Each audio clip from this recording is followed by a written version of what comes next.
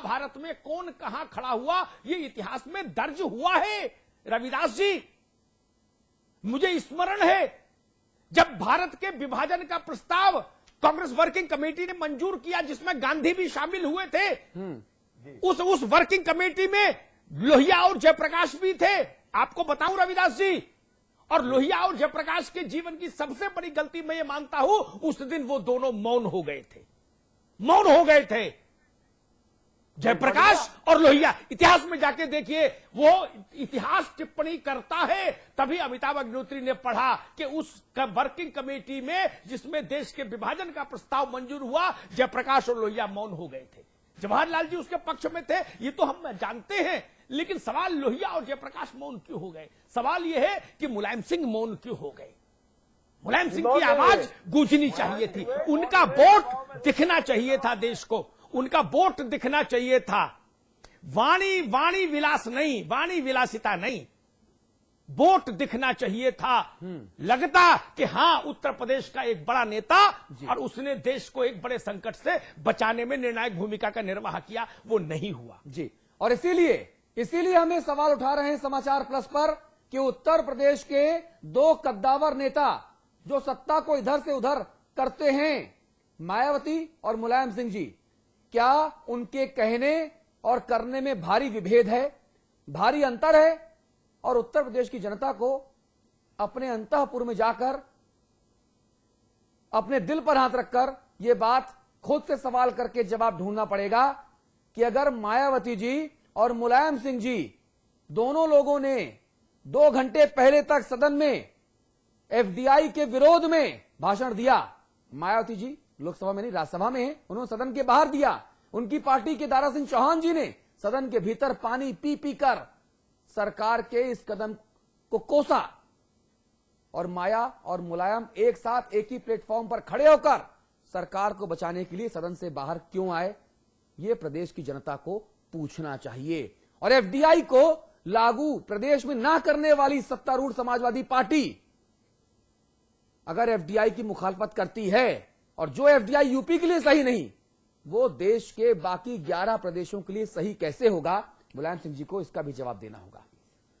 बहुत शुक्रिया आप सभी मेहमानों का। अमिताभ जी आप बने रहेंगे, एक ब्रेक ले रहे हैं। ब्रेक के उस पार बात उत्तराखंड की होगी, क्योंकि उत्तराखंड ऊर्जा प्रदेश है, संसाधन यहां फुल हैं, लेकिन विधानसभा में ही बत्ती यहां गुल है साहब।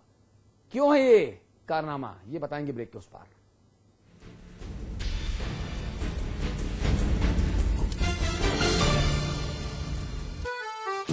सौंफ, इलायची, खजूर, सब एक से बढ़कर एक हैं, मगर कोई अपना बड़प्पन नहीं जताता। रहो हमेशा पास पास। उत्तराखंड सरकार ने अपने अल्प कार्यकाल में ही किसानों, शिक्षकों, छात्र छात्राओं, सैनिक कल्याण व दैवीय आपदा वाले क्षेत्रों को राहत देने के लिए महत्वपूर्ण निर्णय लिए हैं। गन्ना किसानों को 138 करोड़ रुपए की धनराशि मंजूर। इसके अलावा उच्च शिक्षा के क्षेत्र में कॉलेज प्राध्यापकों की भर्ती के लिए उच्च शिक्षा चयन आयोग स्थापित कर लगभग 850 प्राध्यापकों की भर्ती करने का सरकार ने निर्णय लिया है। प्राथमिक विद्यालय के सहायक अध्यापकों की नई भर्ती अब ब्लॉक कैडर के आधार पर होगी। डिग्री अध्यापकों की रिटायरमेंट की आयु सीमा 60 से बढ़ाकर 65 वर्ष कर दी गई है। पीपीपी मोड पर पॉलिटेक्निक, इंजीनियरिंग व सीबीएसई पैटर्न पर स्कूल खोले जाएंगे, जिनमें 50% एससी वर्ग के छात्रों के लिए सीटें आरक्षित रहेंगी। इसके अलावा 5 नए राजीव गांधी नवोदय विद्यालय भी स्थापित किए जाएंगे। प्रत्येक स्कूलों में कक्षा 1 से 8 तक के सभी छात्रों को निःशुल्क यूनिफॉर्म की सुविधा। सरकार ने सैनिकों के प्रति सम्मान देते हुए सैनिक विधवाओं की पुत्री के विवाह के लिए सहायता राशि को 20,000 रूपए से बढ़ाकर 50,000 रूपए किया है। राजकीय सेवाओं में सामान्य वर्ग में आवेदन की आयु सीमा को 35 वर्ष से बढ़ाकर 40 वर्ष कर दिया गया है। राज्य सरकार ने प्रदेश के शिक्षित बेरोजगारों के लिए बेरोजगार सह कौशल विकास भत्ता योजना को नवंबर माह से लागू करने का प्रावधान किया है। उत्तराखंड की बहुगुणा सरकार प्रदेश के हर घर में विकास की योजनाओं को पहुँचाने के लिए प्रयासरत है।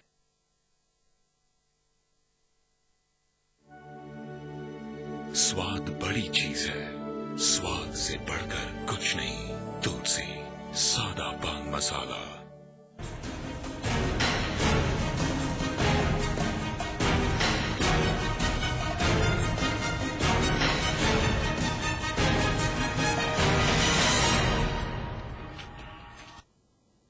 और अब बात करेंगे ऊर्जा प्रदेश यानी उत्तराखंड की, जहां विधानसभा की कार्यवाही के दौरान ही बत्ती गुल हो गई। वो भी एक या दो बार नहीं, इतनी बार कि ऐसा लगा कि मानो सूबे की बिजली विधानसभा के साथ आंख मिचौली खेल रही हो। ठीक वैसे ही जैसे सूबे के नेता विकास के नाम पर सूबे की जनता के साथ आंख मिचौली खेलते हैं।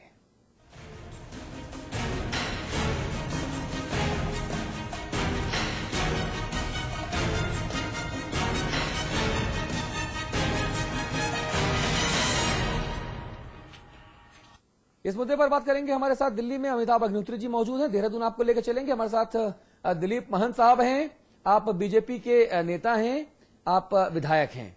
हमारे साथ पद्मश्री अवधेश कौशल जी हैं, आप सामाजिक कार्यकर्ता हैं। हमारे साथ हमारे Uttarakhand state head resident editor Avikal Thapliyal हैं। आप सभी लोगों से इस मुद्दे पर एक एक करके बातचीत करेंगे। तो ऊर्जा प्रदेश यही नाम दिया गया है उत्तराखंड को साहब, लेकिन मजाक तो देखिए कि विधानसभा के शीतकालीन सत्र के पहले दिन सदन की बत्ती कई दफे गुल हुई, जिसने ऊर्जा प्रदेश बनाने के सरकारी दावों की पोल खोलकर रख दी है।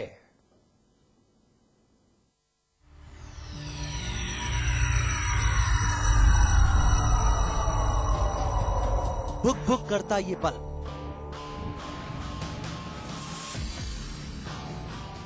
सजावट या किसी खास फैशन के लिए नहीं लगाया गया, बल्कि ये हकीकत बयां कर रहा है कथित ऊर्जा प्रदेश की ऊर्जा व्यवस्था की। दरअसल जब विधानसभा के शीतकालीन सत्र के पहले दिन जब सदन विधायकों से ठसाठस भरा था और पक्ष और विपक्ष भिड़ंत की तैयारी में थे कि अचानक सदन में अंधेरा छा गया। अचानक अंधेरा छाने से अफरा तफरी मच गई। धीरे धीरे जब ये एहसास हुआ कि दरअसल बिजली की आंख मिचौली के चलते ये वाकया पेश आया है, तो फिर से पुरानी रोशनी लौट आई और कार्यवाही आगे बढ़ने लगी। लेकिन कुछ ही देर बाद फिर वही अंधेरा।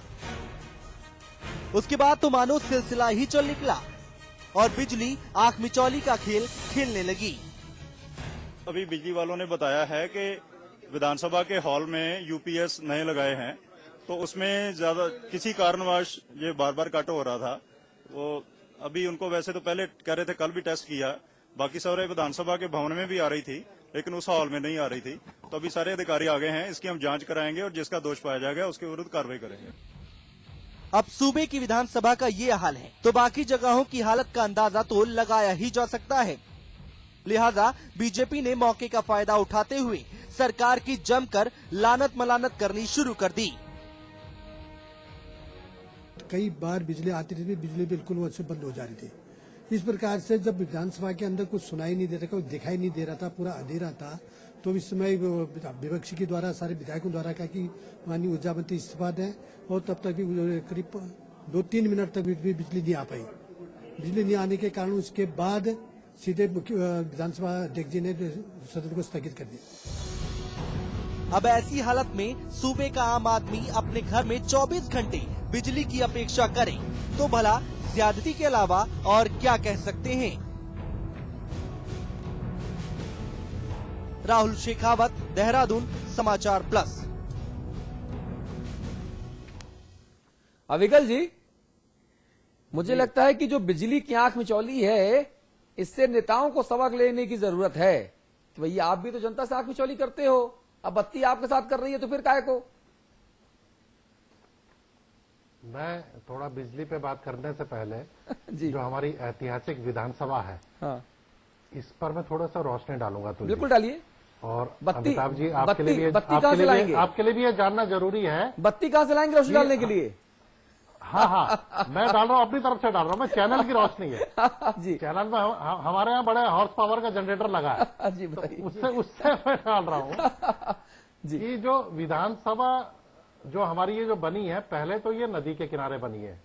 इसको मतलब जो मैं बोल रहा हूँ विषय से हटकर मत मानिए। हाँ, हाँ। और कभी भी बाढ़ आ सकती है, इस विधानसभा को बहा के ले जा सकती है। हाँ। एक ये विकास भवन था, उसी को विधानसभा बना दिया। तिवारी जी के समय पे 2003 में 4 या 5 जून की रात में इसी गलियारे में, जो गलियारा भी आप दिखा रहे थे विधानसभा की ओर जाते हुए, हाँ। इसी गलियारे में बहुत तगड़ा शॉर्ट सर्किट हुआ और आग लग गई थी और पूरा जलकर खाक हो गया था। विधानसभा अग्निकांड की जांच बैठाई गई, वो जांच रिपोर्ट कहां गई, किसको दोषी ठहराया गया, अभी तक कुछ पता नहीं। सारा जलकर खाक हो गया था सब कुछ। 2003 की बात है। उसके बाद साधुराम एक राज्य मंत्री थे, उनके कमरे का रात को एसी जल गया, उनके पूरे कागजात जितने भी रखे हुए थे टेबल पे वो सब जल गए। सुबह जब सारा प्रेस पहुंची, पुलिस पहुंची, सब जांच वाच हुई है कि भाई बड़ी फाइलें जल गई है, ये है वो है, तो साधुराम जी ने बोला कि भाई मेरे पास तो कोई महत्वपूर्ण फाइल आती नहीं थी, फाइल वाइल कुछ नहीं चली। मजाक में उन्होंने ये भी बोला। एक विधानसभा मंडप के अंदर एक केस और हुआ कि माननीय विधायक बैठे और बेंच टूट गई,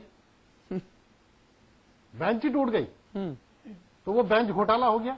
हाँ ये सत्र के दौरान की घटनाएं बता रहा हूं, हाँ हाँ हाँ क्योंकि ये भी सत्र के पहले दिन आज हुआ, इसलिए मुझे ये पुरानी बातें याद आ गई है। हाँ हाँ क्योंकि मैं 12 साल से ऐतिहासिक विधानसभा से जुड़ा रहा हूं और काम करता रहा हूं, इसलिए मेरे दिमाग में एकदम से मेरी बिजली कौन थी, इनकी बत्ती गुल हुई, मेरी कौन गई।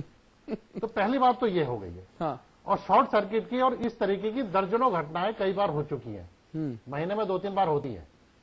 पहली बात तो ये है कि जो मिसमैनेजमेंट है, जो पीडब्ल्यूडी विभाग या बिजली विभाग इसके लिए उत्तरदायी है, ये बार बार ऐसी घटनाएं क्यों हो रही है। बिजली गुल होने के पीछे मेरा एक सवाल है, यहां पे मैं छोड़ रहा हूं इस समय बाकी लोगों के लिए, कि कुछ दिन पहले मुख्यमंत्री जी ने यह कहा था कि हमने अभी 600 करोड़ की बिजली खरीदी है अप्रैल 2013 के लिए। तो जब अप्रैल 2013 तक के लिए आपने 600 से 800 करोड़ की बिजली खरीद ली है, तो ये डिम क्यों हुआ आज सुबह। हाँ ये एक बड़ा सवाल है जाहिर तौर पे। और ये भी सच है कि जाड़ों के मौसम में हिमालयी क्षेत्र में या हर जगह बिजली का उत्पादन घट जाता है। हाँ इस समय हमारी जो डिमांड है उत्तराखंड की, वो 32 मिलियन यूनिट की है। मैंने पता किया इस घटना के बाद कि कितनी डिमांड है हाँ और हम कितना उत्पादन कर पा रहे हैं। हाँ हम अभी केवल 8 से 10 मिलियन यूनिट उत्पादन कर पा रहे हैं, क्योंकि नदियों का पानी कम हो गया है। हाँ। ग्लेशियर नहीं पिघलते जाड़ों में, तो उत्पादन तो कम है हमारा, कोई बात नहीं, वो संकट है। लेकिन जो 800 करोड़ की 600 से 800 करोड़ की जो बिजली खरीदी गई है, वो कहाँ गई है। और एक ऐसे मौके पे जब विधानसभा सत्र शुरू हो रहा है, सारे वीवीआईपी वहां बैठे हैं और ये मजाक हो जाए। अच्छा अविकल जी, क्या ये अब कोई एक नया बिजली घोटाला भी होगा कि बिजली आई तो गई कहाँ। हाँ बिल्कुल है कि ये नहीं, इसमें अब आगे जो कहानी मुझे नजर आ रही है कि इतने महंगे दामों पर बिजली क्यों खरीदी गई, ये चीजें आएंगी। ठीक बात है, जरा दिलीप साहब के पास चलते इसकी हैं। भी हम दिलीप तब दिलीप महंत जी, ये क्या हो रहा है भाई प्रदेश में, विधानसभा में बताइए। बिजली नहीं रहेगी तो फिर कैसे काम होगा। लोगों के घरों में बिजली हो चाहे ना हो फर्क नहीं पड़ता है, विधानसभा में तो बिजली होनी चाहिए, तब आप लोग देख पाएंगे, जरूरी फाइलें देख पाएंगे, कागजात देख पाएंगे, तो फिर आगे काम होगा। माइक नहीं चलेगा, बिजली नहीं होगी, बताइए बात की बातें सुनेगा नहीं आसपास यहां से कोई। तो ये मतलब क्या अजीब सी चीजें हो रही हैं। देखिए, मैं पहले तो इस पर्याय को समाप्त करना चाहता हूं, जो लोग कहते हैं कि उत्तराखंड जो ऊर्जा प्रदेश है। अच्छा, आज स्थिति ये है कि ये उजड़ा प्रदेश घोषित हो गया है। हाँ और आज ही नहीं बल्कि जब से स्थापना हुई है प्रदेश की, हाँ तब से बिजली की स्थिति अच्छी नहीं बन पाई है। और दिलीप जी, देखिए, आज वो दिलीप आपने जी, देखा है, दिलीप जी, प्रत्यक्ष प्रमाण है। दिलीप जी, सिर्फ एक सवाल, एक आपको माफी के साथ बीच में रोक रहा हूं। ये जो आपने नामकरण किया, ये आपके हिसाब से अच्छा हो सकता है। ये जो नाम हुआ दिया आपने उजड़ा प्रदेश, ऊर्जा नहीं उजड़ा प्रदेश, तो ये अभी 8-9 महीने पहले तक तो ऊर्जा प्रदेश था, और उसके बाद ये हुआ होगा ना उजड़ा प्रदेश। 9 महीने पहले तो ऊर्जा था वो। नहीं, मैंने आपसे कहा, मैंने 12 साल की बात, जब से स्थापना में तब से मैं ऐसा नहीं। आपने कहा ऊर्जा संकट है, आपने कहा ऊर्जा संकट है, लेकिन उजड़ा प्रदेश आपके हिसाब से जो मुझे समझ में आया, हो सकता है आप मुझे दुरुस्त कीजिए, ये 9 महीने के भीतर उजड़ा हो गया। नहीं, मैं बिल्कुल, देखो, मैं राजनीति के किसी पूर्वाग्रह से बात नहीं करता हूं। अच्छा, और मैं स्पष्ट रूप से कहता हूं, इसमें हम कम दोषी हो सकते हैं, हाँ। लेकिन हम भी दोषी हैं, ये इसमें कोई बात नहीं है। चलिए, स्वागत करता हूं मैं आपकी, जी स्वागत करता हूं आपकी जी, बात का। मैं स्पष्ट रूप से मैं इसमें ज्यादा, लेकिन मैं आपको ये बता दूं हाँ। कि स्थिति वर्तमान आप देख लीजिए कि 9 मिनट के जो हमारी कार्रवाई चली उसमें 10 बार बिजली चले जाती है।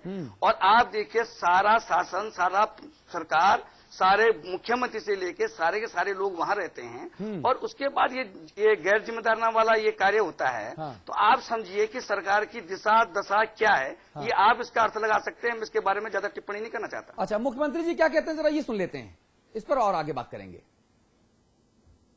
बात को उठाने का एक नियम होता है, और ये विशेषाधिकार हमारे सभापति जी का है कि कब किस बात पर चर्चा कराना चाहेंगे।